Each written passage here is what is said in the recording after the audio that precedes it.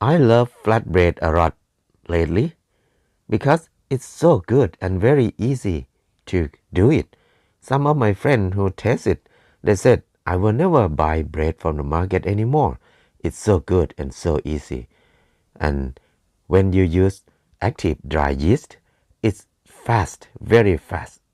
And you can make it quick, and then you can uh, freeze the dough, keep in the refrigerator. Whenever you want, you can take it out and cook it on the pan very fast. Or you can cook it and keep in the refrigerator. When you want to eat, just warm it. It's quite easy and fast. I don't like active dry yeast, but I love sourdough yeast because sourdough yeast is natural yeast. We can do it ourselves. To use sourdough yeast take a little bit long time, but before we use it, it's good to add some flours on the sourdough yeast first. If we want 1 cup, we can add flour 1 cup. Then we need to prepare warm water to add in the sourdough yeast to wake up sourdough. Mainly the sourdough yeast we put in the refrigerators most of the time. So we add hot water and cold water mix together, make it warm, test it, check it. If it's warm, just add in the jar of sourdough yeast because we add dry flours in there. And it's important to add warm water to make it not too dry. And warm water will help the yeast to grow, to propagate more. Stir it very well with a stick or chopstick or anything. It have to be a little bit runny, but not too runny. This is the perfect thickness of sourdough yeast. And then we need to change to another jar to make it clean. Because if you keep in the same jar, sometimes you get mold, get another bacteria, unwanted bacteria from outside. So when we put in another jar, it will be more clean and easy to see. Then we close with cheesecloth or any cloth, tie it very well, and we use rubber band to mark where the level of the yeast is. And then we can let it rise, let it sit. It have to rise above the line that we mark it. And this is, let it rise 1 hour, it almost double. That means our yeast is very active, very good. This is Chef Yao's recipe. She used 5 cups of wheat all-purpose wheat flours and 2 cups of water. Actually 2.5 cups, but she add 2 cups first of water. To mix water and flour together is important because we don't want it to be very wet and don't want it to be too dry before we add yeast in there. So this kind of bread is quite fun because you don't need to knead a lot like a normal way of making bread. So Yao used 2.5 cups of water to add in 5 cups of flours and 1 tablespoon of sea salt. It looks a little bit dry, but it will be okay when we add yeast in there. So we don't need it to be too wet. But before we use the yeast, we need to test the yeast first by dropping a yeast in a cup of water. So if the yeast float, that means it very good quality. But if it sink, that means it's not good. So, and then we need to measure 1 cup of sourdough yeast and add in the dough, in the flours. After that, we need to mix together very well.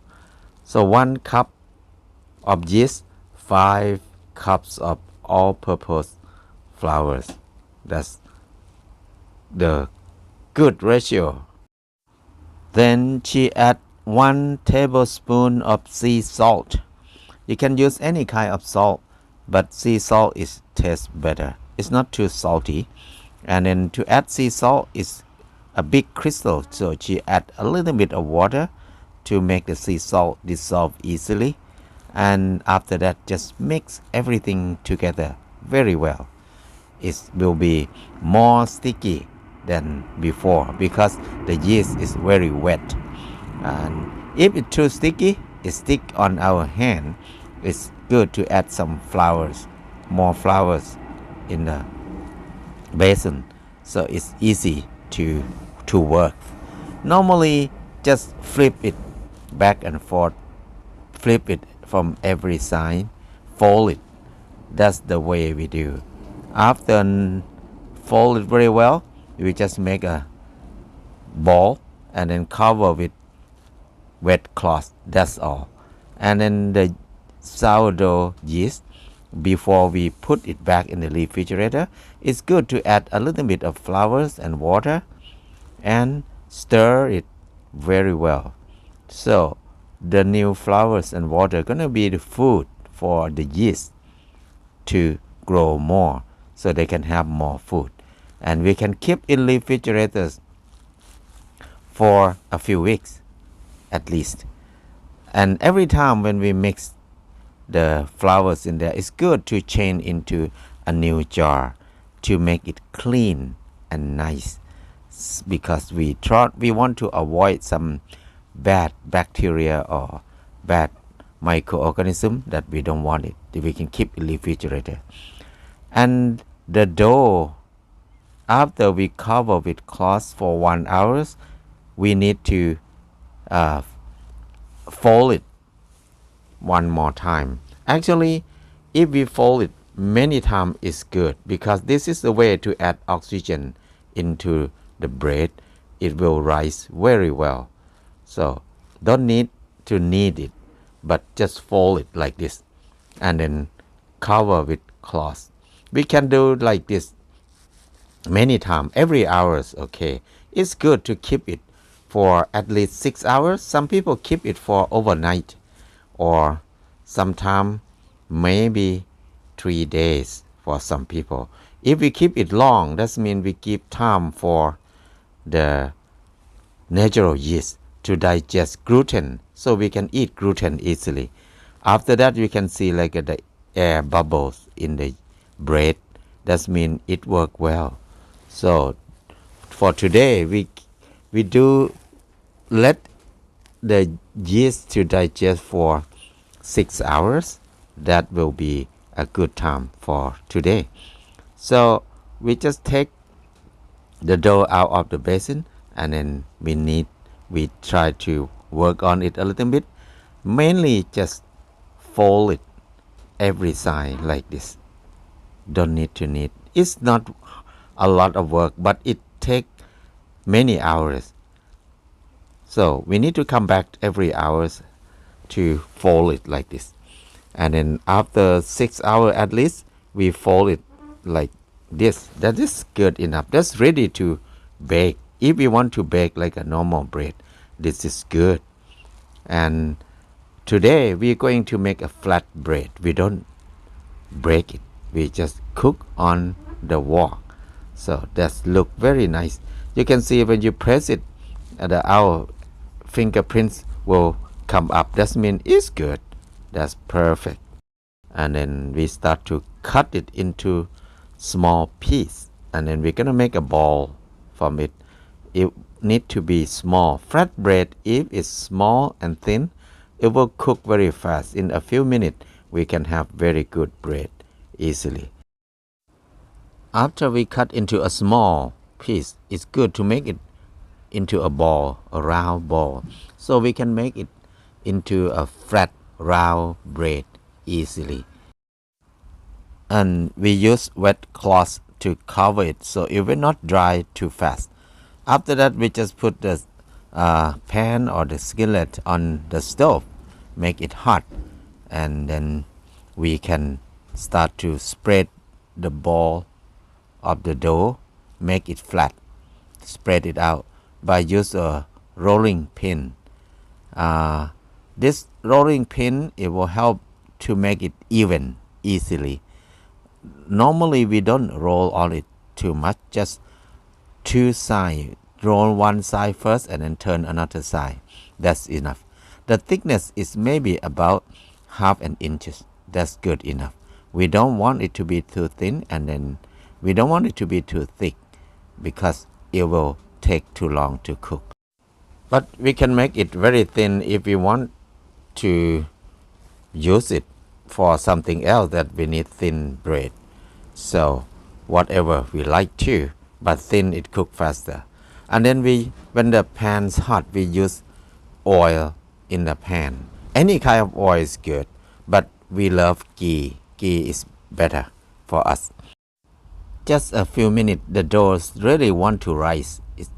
And then we just put on top of the pan directly. It will take a few minutes. You can see the bubbles start to be bigger and bigger on the dough. So it start to be flat very fast. We let it brown a little bit before we turn, and sometimes you can see the big bubble come up like this. It's good to check often it's burned or not at the bottom. If it's perfect, we can flip, not let it burn too much. This is good enough. It look brown, look fluffy, and very soft. This is the best flatbread. And then we keep doing like this. When it's cooked, it's good to wrap with some cloth to keep it warm. When we eat, it will still warm. It will be nice taste, warm. So flatbread you can eat with peanut butter, with anything. Make sandwich from it, do anything from it. It's always good. It's so easy, so tasty.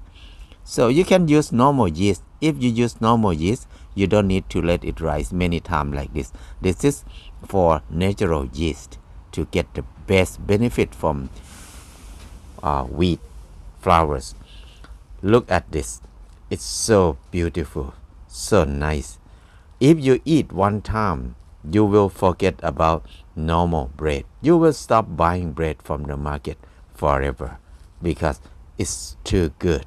It's so nice.